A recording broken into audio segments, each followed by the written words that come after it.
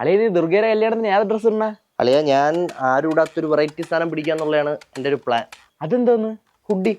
തള്ളേ ഈ ചൂടത്ത് ഇജ്ജാതി വെറൈറ്റി. അപ്പൊ ഞാനും അതിന് ഇടാം. അളിയ നീ ഹുഡിയിലൂടെ എന്തോന്നിണ്ണ? ജീൻസ് ആണാ?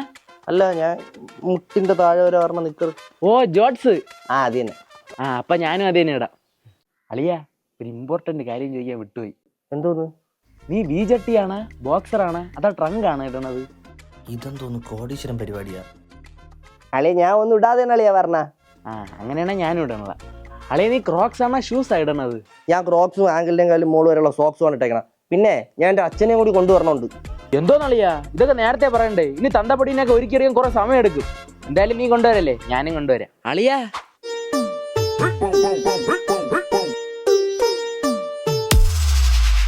അളിയിട്ടിട്ടുള്ളതല്ല ഞാൻ ഇട്ടിട്ടുണ്ടല്ല, കളർ മാത്രമേ ഉള്ളൂ വ്യത്യാസം.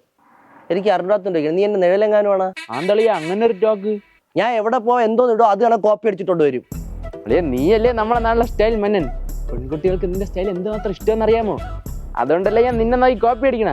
നീ എന്ത് ചെയ്താലും ഞാനും അതുപോലെ ചെയ്യും. എന്നാ ഞാൻ കുരിഞ്ഞിരിക്കും. അങ്ങനെയാണെങ്കിൽ ഞാനും നിൽക്കും. അയ്യേ, നിനക്ക് എന്താ? ഇപ്പൊ തന്നെ നീ നിന്റെ അച്ഛനെ കൊണ്ടുവരുമെന്ന് പറഞ്ഞോണ്ട് ഞാൻ എന്റെ അച്ഛനെ കൊണ്ടുവന്നില്ലേ. നിന്റെ അച്ഛൻ എവിടെ?